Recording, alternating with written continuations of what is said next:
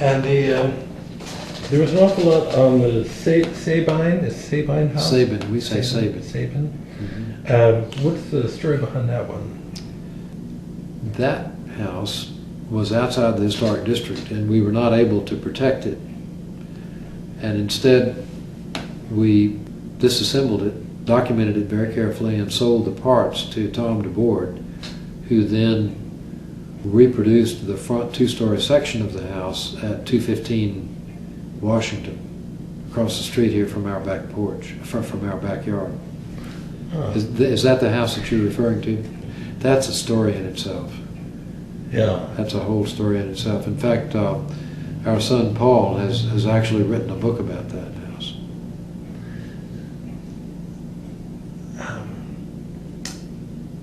Is he going to visit this holiday? Yes, he is. He would be an excellent person for you to interview about that house. Because there's so many pictures on it. Yes. He really is. He and the contributors of the book are rather critical of the project, which of course you'd expect. It's from the artist's point of view. It's an art book. It's not a preservation book. It's an art book that incorporates things having to do with history and preservation.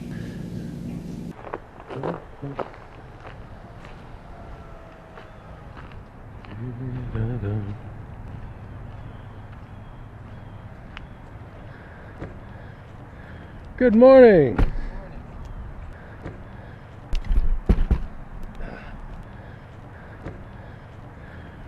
Well, I'm Paul Kennedy, and I was raised here from the age of 2 and live in New York now, in Brooklyn.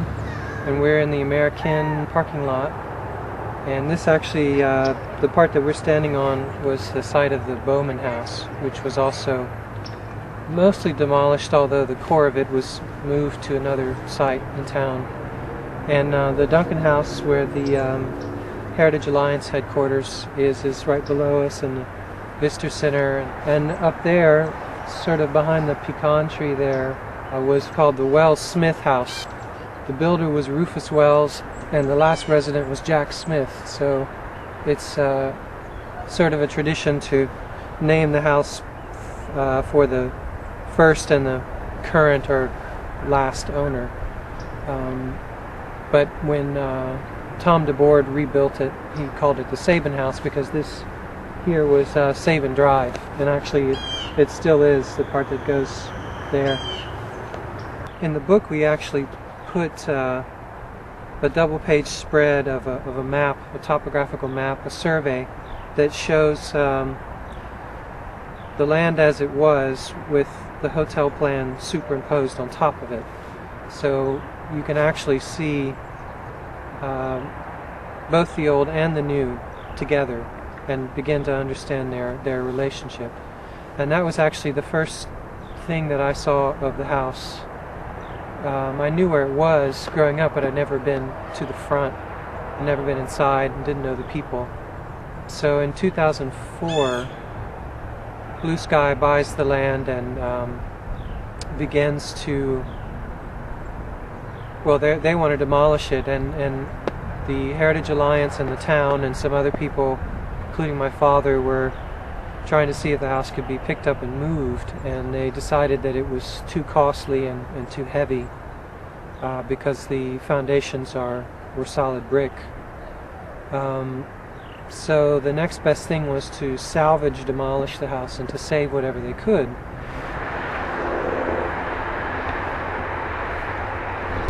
So I think the old house was somewhere around here.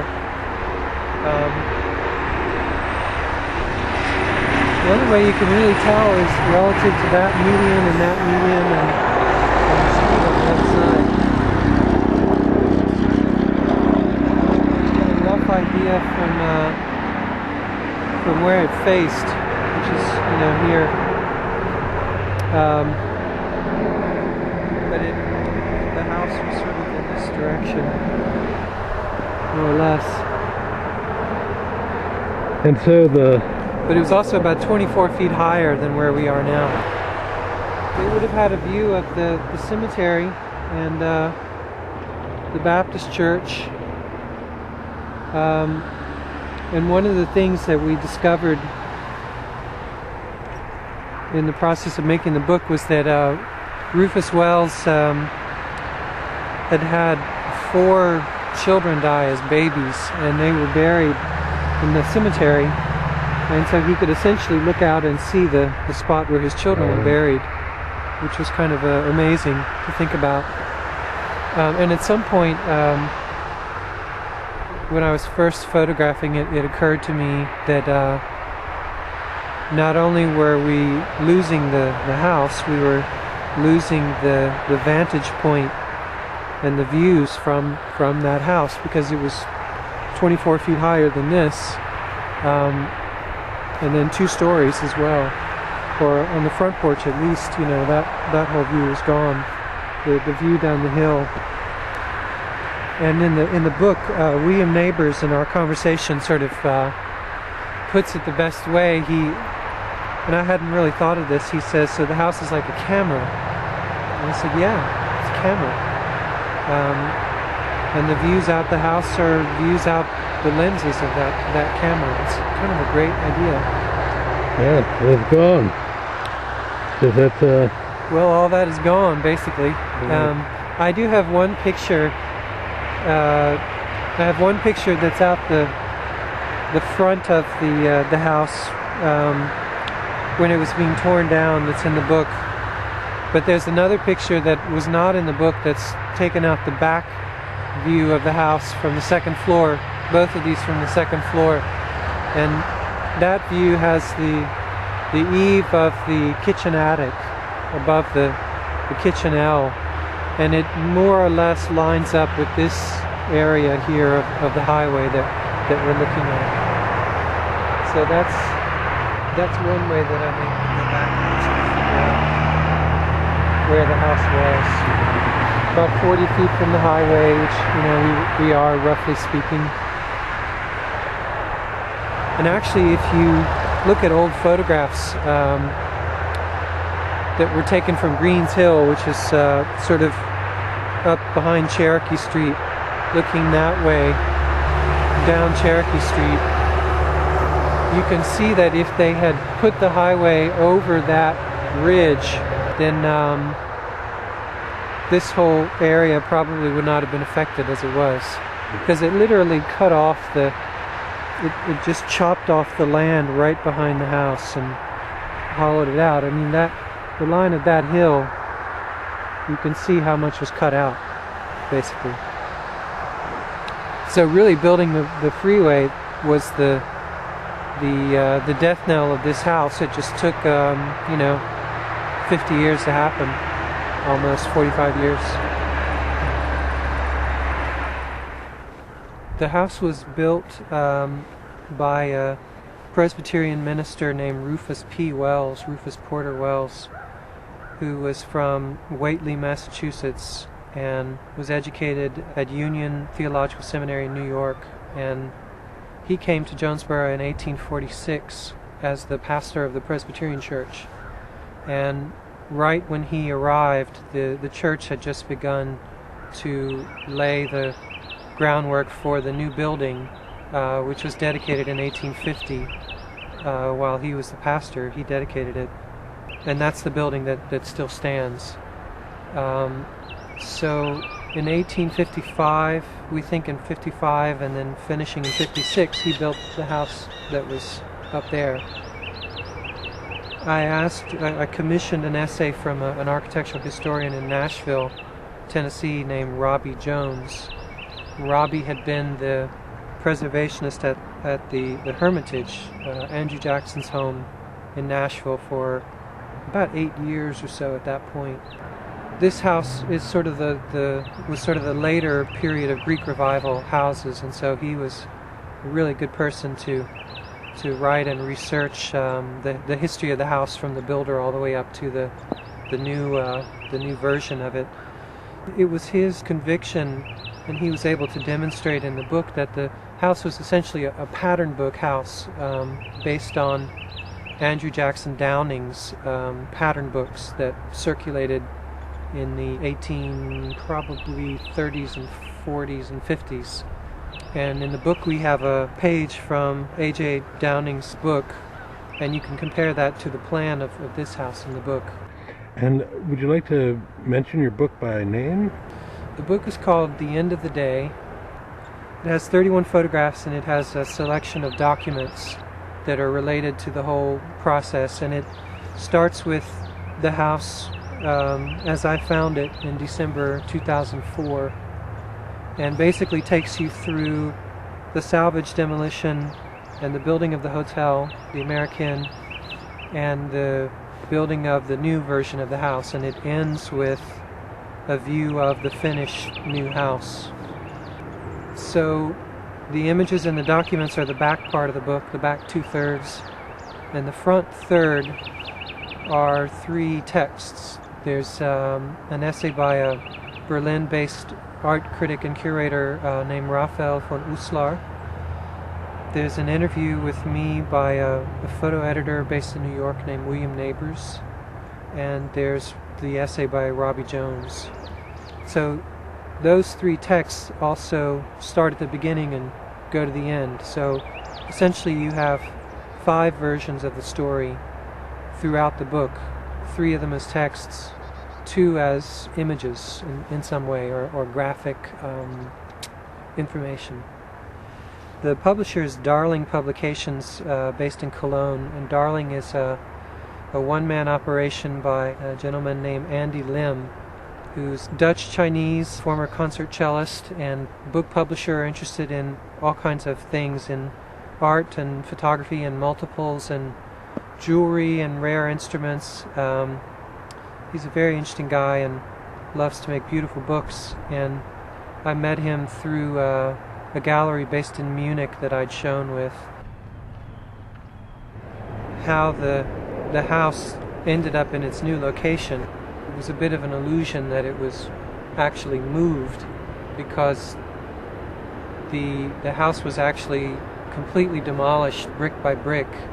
They salvaged about 20,000 bricks and stacked them onto pallets and shrink wrapped them and labeled them and counted them and all that kind of stuff. And then took apart the mantels and door frames and baseboards and floorboards, the porch, the arch over the upper front door, basically anything that could be salvaged and was historical material they salvaged and stored in various places. Stored in a barn in Johnson City, and the bricks at the town lot, and a lot of the material that wasn't in the barn in Johnson City was at the Heritage Alliance's warehouse on Depot Street. And I think my dad had 1 mantle in his garage. So then when Tom DeBoard, who's a local contractor and home builder, when he was interested in using the old material to build the old house again as some new form, he made a series of decisions that basically meant that it would not be the same layout inside. He wanted to use just a brick veneer. The original foundation was 5 brick widths thick. The first floor was 4 brick widths thick, and the second floor was 3. But in making a brick veneer with framing inside, Tom would gain a decent amount of floor space inside, and somehow he was convinced that this was really necessary. So once he shifted the inside dimensions, he could no longer use the baseboards and the mantels and the door frames. So once that was kind of lost, he began to make other adjustments and things. So basically inside, the only parts that are reused are the front doors and the side lights, both up and down, and the fan on the outside, and some of the windows, and that's it. All of the rest of it is new and particularly upstairs and the stairwell, all that is pretty much Tom's invention. And so only the front part of the house was rebuilt, and the back L is completely different. So it's actually like some hybrid of a new house based somewhat on an old model, an old house. Preservation is a very theatrical kind of thing, because you're choosing a particular moment in a building's past to make that the ongoing form of that building. And there's a lot to be said for that. The old building styles are fascinating and very interesting, and they're much more interesting than the new ones, than many of the new ones anyway. Also, it's better to reuse materials than to just spend more money on new building materials that are cheap and don't last as long.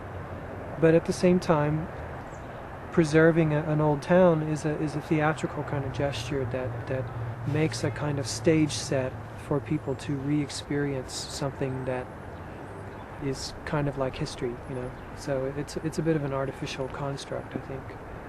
But better that than not being there at all.